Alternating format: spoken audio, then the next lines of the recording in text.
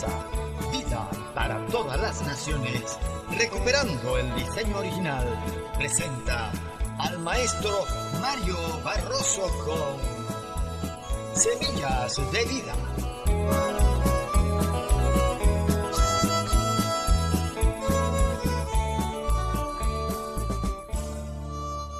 Saludos y bendiciones a los amantes de la palabra de Dios. Continuamos con el estudio del libro de Apocalipsis y hoy estaremos entregando la enseñanza número 118. Hemos venido hablando en estas últimas enseñanzas sobre los eventos acontecidos al toque de la séptima trompeta. Y una de las cosas en las que nos hemos concentrado últimamente es en la ejecución de los decretos del librito abierto que le fue entregado a Juan, el cual comió, y que significaba la profecía que él debía compartir con todo el mundo entero. Así que en estos últimos tiempos se ha escrito mucho, decíamos, acerca de la interpretación de la mujer que Juan vio reflejada en el cielo y que muchos creen que se trata de María. Así que han tratado de escribir mucho sobre dándole el sentido mariano a esa visión del capítulo 12 de Apocalipsis. Pero en contraposición a la imagen de la luz de esta mujer, Juan ve que viene un nuevo prodigio. Es un gran dragón escarlata que venía con 7 cabezas y 10 cuernos y en sus cabezas 7 diademas.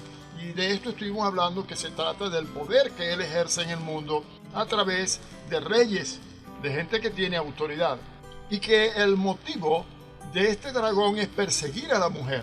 Así que las coronas que adornan las 7 cabezas significan su gran poder que, como ya lo hemos dicho, ejerce por medio de otros tantos reyes que están bajo su autoridad. Este dragón tiene coronas porque es el príncipe de este mundo y estuvimos hablando en algunos pasajes de las Escrituras que a él se le reconoce como el príncipe de este mundo, el príncipe de las tinieblas, como por ejemplo allá en Juan 12:31, 14:30, capítulo 16, verso 11 y en Efesios capítulo 2, verso 2, que también leímos en esa oportunidad.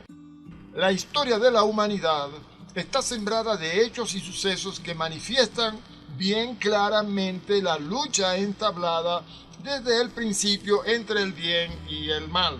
El Apocalipsis dramatiza sobremanera esta lucha entre las fuerzas del bien y las del mal, entre Jesucristo y Satanás, que terminará definitivamente con el triunfo total de Cristo sobre el mal. Así que con su poder de persuasión el dragón arrastra en pos de sí una buena porción de los ángeles del cielo, de esto también estuvimos hablando un poco, y con el mismo poder arrastrará también a muchísimos hombres, así como arrastró a nuestros primeros padres en el paraíso. El dragón que había aparecido en el cielo arrastrando a la tercera parte de las estrellas se para delante de la mujer que estaba a punto para dar a luz y de esta manera entonces tratar de destruir a este hijo, de tragárselo, dice la porción. Vamos a continuar con este tema entonces, y en la ejecución de los decretos del librito abierto vamos a continuar entonces en esta oportunidad hablando de la actitud del dragón, que nos indica claramente que lo que él intenta es acabar con el reino de Dios, dando muerte a su fundador, esto es, a Cristo. Se da cuenta que el que va a nacer es el Mesías. Y ya hemos explicado que esta es una forma alegórica de decir que va a aparecer para establecer su reino de 1000 años. Y eso lo podemos ver en el capítulo 1 de este libro de Apocalipsis y versículo 7, donde se lee: He aquí que viene con las nubes y todo ojo le verá, y lo que les traspasaron y todos los linajes de la tierra harán lamentación por él. Sí, amén. Entonces decíamos que el nacimiento de este niño que va a nacer de esta mujer que Juan vio, de una forma alegórica, lo que está hablando es de este suceso, cuando Jesús aparezca en la escena para tomar los dominios del mundo, como leímos aquí en este versículo 7. Así que Jesús viene para implantar el reino de Dios en este mundo con el fin de acabar con el imperio del mal.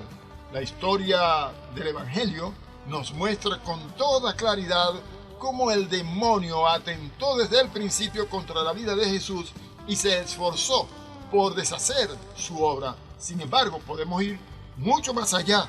Al principio, cuando Satanás tentó a Eva y Eva, engañada, comió del fruto que Dios le había dicho no comiese, y dio así de esta manera también a su marido, a Adán, Dios después les dio una promesa profética ya en el capítulo 3, verso 15, hablando de una simiente que había de venir. Desde entonces Satanás ha tratado de impedir que esto suceda, que esto se cumpla.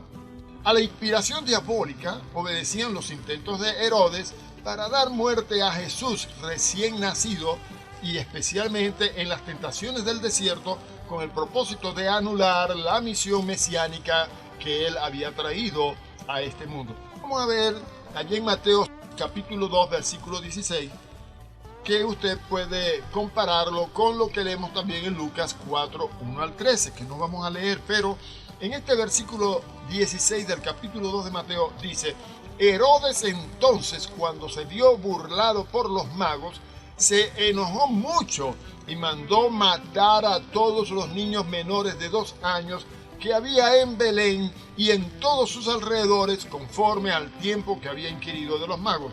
Y en este otro capítulo 4, versos 1 al 13 de Lucas, leemos todo lo que aconteció en la tentación que Jesús recibió por parte de Satanás, con el fin de impedir o estorbar que él cumpliera su misión sobre la tierra. Pero sobre todo, la escena que nos describe el Apocalipsis alude a los esfuerzos de los judíos estimulados por el demonio, allá en Lucas 23, versículo 2 y versículo 23, para dar muerte a nuestro Señor y acabar con su obra. Sin embargo, esto estaba dentro del plan de Dios. Era necesario que el Cristo padeciese y fuera muerto, porque Él tenía que resucitar, y de esta manera Él venció al que tenía el imperio de la muerte. Alabado sea su nombre. Dice este versículo 2 aquí, en el capítulo 23 de Lucas: y comenzaron a acusarle diciendo: a este hemos hallado que pervierte a la nación y que prohíbe dar tributo a César, diciendo que él mismo es el Cristo, un rey. En el 23 leemos: mas ellos instaban a grandes voces pidiendo que fuese crucificado, y las voces de ellos y de los principales sacerdotes prevalecieron. Así que todo esto fue un intento por tratar de detenerlo, pero no ha sido posible. También podemos ver aquí implícitamente indicados los lazos que el diablo tenderá a todos los cristianos para hacerles caer, porque la idea del Cristo místico está presente en este relato al lado de la del Cristo personal. El hijo que nace de la mujer es caracterizado empleando unas palabras del Salmo capítulo 2, versículo 9, donde dice: los quebrantarás con vara de hierro, con vasija de alfarero los desmenuzarás. Y lo podemos comparar con lo que en el versículo 5 de este capítulo 12 de Apocalipsis leemos: y ella dio a luz un hijo varón que regirá con vara de hierro a todas las naciones, y su hijo fue arrebatado para Dios y para su trono. Así que estamos hablando en sentido figurado de describir todos estos acontecimientos. Esta cita de un salmo mesiánico indica claramente que Juan identifica este niño varón con el Mesías, es decir, con Jesucristo, considerado tanto en su realidad histórica como mística en los cristianos. Así que podemos decir que este es el Cristo místico, pero es el Cristo personal, que todos nosotros que hemos creído en Él tenemos morando en nuestro corazón. El Mesías, según el Antiguo Testamento, había de apacentar como soberano y dominador de Israel y de todas las naciones. Sería como el lugarteniente de Jehová, que trataría con cetro autoritario y poderoso, o sea, con dureza, a los que se sublevasen contra él. La mujer que le da a luz, claramente podemos entender ahora, representa al pueblo de los elegidos, que en medio de grandes dificultades y crisis ha logrado alumbrar, esto es traer a luz al Mesías. Por eso es que estas son figuras retóricas que Juan utiliza para darnos a entender que Jesús, cuando aparezca en las nubes y tome control y dominio de todos los reinos del mundo, va a sentarse por 1000 años como Rey y Señor sobre todas las naciones. El dragón no puede devorar al niño recién nacido porque fue arrebatado para Dios y para su trono. Esto que estuvimos leyendo aquí, lo que el autor trata de decirnos o de aludir, sin duda es a la ascensión de Cristo y a su triunfo que provocará la caída definitiva del dragón, esto es al diablo. Esto es algo que nosotros conocemos de la historia bíblica. Jesús, aunque fue muerto, al tercer día resucitó y se levantó de entre los muertos y así le quitó toda autoridad al príncipe de este mundo. En Hebreos, el capítulo 2 y versículo 14 dice: así que por cuanto los hijos participaron de carne y sangre, él también participó de lo mismo. Escuche bien ahora lo que dice: para destruir por medio de la muerte al que tenía el imperio de la muerte, esto es, al diablo. Y si lo comparamos con lo que Juan escribe en su evangelio, en el capítulo 14 y versículo 3, dice: y si me fuere y os preparare lugar, vendré otra vez y os tomaré a mí mismo, para que donde yo estoy, vosotros también estéis. Así que Jesús ha de venir, ha de acabar con este imperio de muerte que el diablo tiene sembrado en el mundo, ha de tomar los dominios del mundo y nosotros nos sentaremos a reinar con él. Él nos va a tomar y él nos va a sentar en tronos de reyes. Gloria a su nombre. Jesucristo, por su gloriosa ascensión, subió al cielo y ahora reina al lado de Dios Padre por los siglos de los siglos. Aunque ahora ha de venir para que los dominios del mundo también pasen a ser los dominios de Dios y de Jesucristo. Juan pasa de repente, si analizamos bien esto, del nacimiento de Cristo a su ascensión y pasa por alto todos los hechos de la vida terrestre de Jesús, de su pasión y de su resurrección.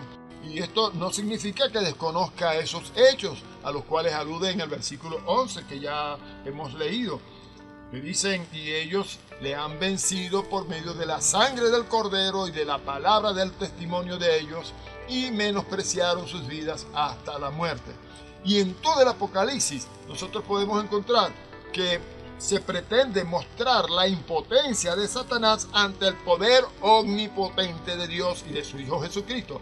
Así que Satanás ya está vencido. Él está todavía intentando conseguir algo que ya no será posible. Miremos lo que dice en el capítulo 1 de Apocalipsis, verso 5.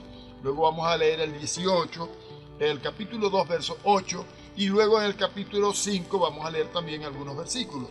Dice 1:5: y de Jesucristo, el testigo fiel, el primogénito de los muertos y el soberano de los reyes de la tierra, al que nos amó y nos lavó de nuestros pecados con su sangre. Y el 18 dice: y el que vivo y estuve muerto, mas he aquí que vivo por los siglos de los siglos. Amén. Y tengo las llaves de la muerte y del Hades. Así que Jesús venció pues al que tenía el imperio de la muerte. Y está claro. En el capítulo 2, verso 8 de Apocalipsis también leemos: y escribe al ángel de la iglesia en Esmirna, el primero y el postrero, el que estuvo muerto y vivió, dice esto. Y les recomiendo que lean en el capítulo 5, los versículos 6 al 12, en donde se hace una presentación de Jesús, el Cordero de Dios, como el único digno de tomar el libro y de abrir sus sellos. En fin, de esto ya nosotros hemos hablado suficientemente. Juan, incluso en su evangelio, pasó por alto la infancia y la juventud de Jesús.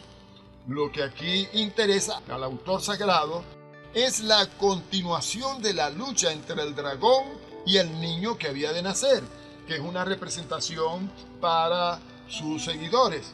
Así que en el capítulo 8 de Romanos y versículo 29 nosotros leemos: porque a los que antes conoció, también los predestinó para que fuesen hechos conformes a la imagen de su Hijo, para que Él sea el primogénito. Si hay un primogénito es porque hay los que vienen después de sí.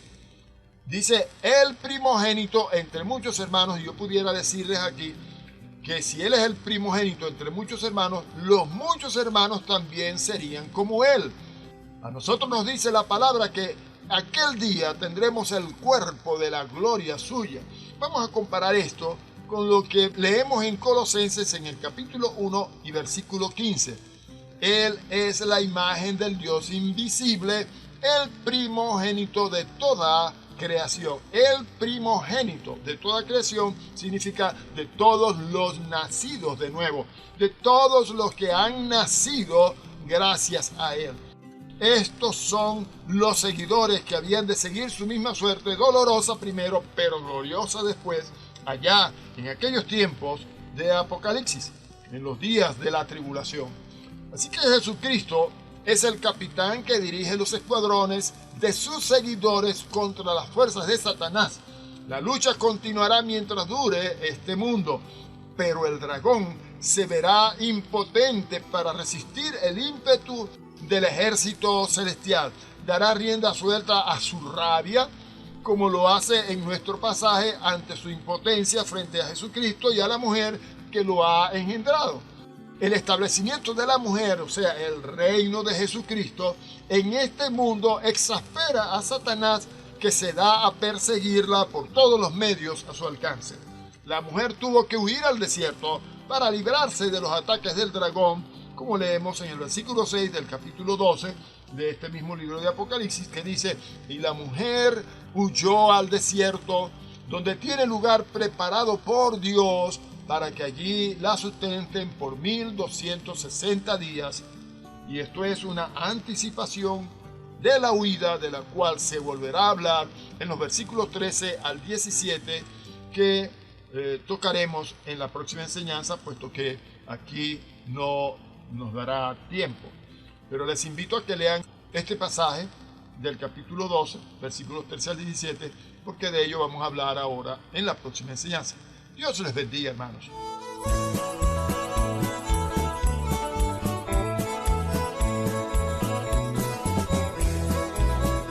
Esta serie continuará.